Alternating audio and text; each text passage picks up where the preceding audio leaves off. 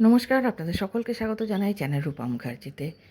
আজকের ভিডিওতে আপনাদের জন্য রয়েছে অত্যন্ত গুরুত্বপূর্ণ একটি বড় আপডেট। পশ্চিমবঙ্গের লক্ষ লক্ষ মানুষ যারা বৃদ্ধ ভাতা, বিধবা ভাতা কিংবা প্রতিবন্ধী ভাতার জন্য অপেক্ষা করছিলেন, তাদের জন্য চলে এসেছে সুখবর। এখন থেকে এই ভাতাগুলির আবেদন অনলাইনের মাধ্যমে করা সম্ভব হচ্ছে। ফলে আবেদনকারীদের আর বারবার ছোটাছুটি করতে হচ্ছে না। ঘরে বসেই আবেদন প্রক্রিয়া শুরু করা যাবে, অথবা আপনার নিকটবর্তী ক্যাফেতে গিয়েও আপনি আবেদন প্রক্রিয়া সম্পূর্ণ করতে পারেন এবং সম্পূর্ণ হয়ে গেলে সাবমিটের পর যদি কোনো মেসেজ আসে, সেটির একটা প্রিন্ট আউট অবশ্যই নিয়ে নেবেন। বৃদ্ধ ভাতা বলতে আমরা সাধারণত 60 বছর বা তার বেশি বয়সের নাগরিকদের জন্য প্রদত্ত সরকারি আর্থিক সহায়তাকে বুঝি। পাশাপাশি বিধবা ভাতা এবং প্রতিবন্ধী ভাতার আবেদনকারীরাও কিন্তু ভাতার সুবিধা পেয়ে থাকেন। এদিকে 15, 16 এবং 17 তারিখ রাজ্য জুড়ে জনকল্যাণ শিবির অনুষ্ঠিত হয়ে চলেছে। যারা অনলাইনে আবেদন করতে পারবেন না, তারা এই শিবিরে গিয়েও আবেদনপত্র সংগ্রহ ও জমা করতে পারবেন। তাহলে চলুন দেখে নেওয়া যাক অনলাইন আবেদন করার সাধারণ প্রক্রিয়া কী। প্রথমেই আপনাকে ন্যাশনাল সোশ্যাল অ্যাসিস্ট্যান্ট প্রোগ্রাম বা এনএসএপি এর অফিসিয়াল পোর্টালে যেতে হবে। সেখানে নতুন ব্যবহারকারী হলে আগে রেজিস্ট্রেশন করতে হবে। স্টেপগুলো খুব ভালো করে শুনে নিন। রেজিস্ট্রেশনের সময় মোবাইল নম্বর দিতে হবে এবং ওটিপির মাধ্যমে সেটি যাচাই করতে হবে। এরপর একটি প্রোফাইল তৈরি হবে। প্রোফাইল তৈরি হয়ে গেলে লগ ইন অপশানে গিয়ে মোবাইল নম্বর এবং পাসওয়ার্ড ব্যবহার করে লগ ইন করতে হবে। লগ ইন করার পর সার্চ অপশানে গিয়ে এনএসএপি অথবা সংশ্লিষ্ট পেনশন স্কিম নির্বাচন করতে হবে।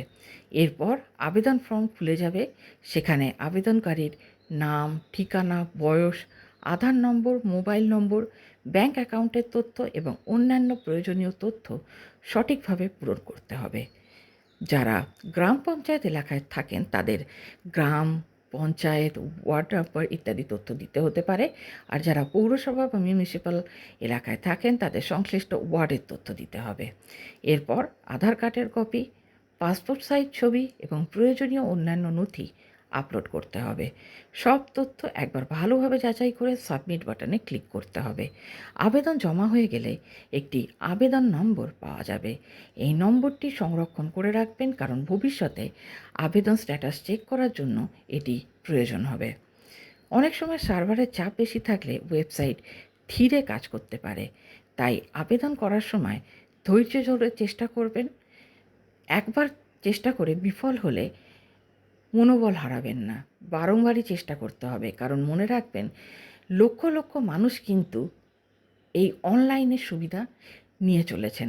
তাই সার্ভার স্লো চলা বা সার্ভার ডাউন হওয়া কিন্তু খুবই সাধারণ বিষয়। এ নিয়ে দুশ্চিন্তার কোনো কারণ নেই। যারা ইতিমধ্যেই ভাতা পাচ্ছেন, তারা একই পোর্টালে গিয়ে বেনিফিশিয়ারি ভেরিফিকেশন এবং পেমেন্ট স্ট্যাটাসও দেখতে পারবেন। তবে মনে রাখবেন, কোনো ভুল তথ্য দিলে আবেদন বাতিল হতে পারে। তাই সমস্ত নথি এবং তথ্য মিলিয়ে সাবধানে ফর্ম পূরণ করবেন। আর যারা অনলাইনে আবেদন করতে অসুবিধা অনুভব করছেন, তারা অবশ্যই জনকল্যাণ শিবিরে দ্রুত যোগাযোগ করুন। সেখানে কর্মীরা আবেদন সংক্রান্ত সকল সাহায্য করবেন। সব শেষে বলবো, আবেদন করার আগে সংশ্লিষ্ট সরকারি দপ্তরের সর্বশেষ নির্দেশিকা দেখে নেবেন, কারণ নিয়ম বা প্রক্রিয়া সময় সময় পরিবর্তন হয়েতে থাকে।